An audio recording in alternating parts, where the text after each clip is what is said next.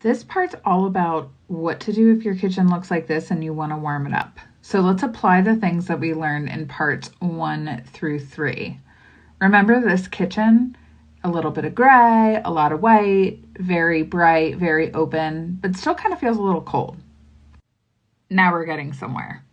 This space feels a lot warmer. Added a few budget-friendly items, painted that cabinetry along the wall a really warm charcoal gray, changed out the pendants for something that had a little bit of a gold accent, paired with the sconces above the sink.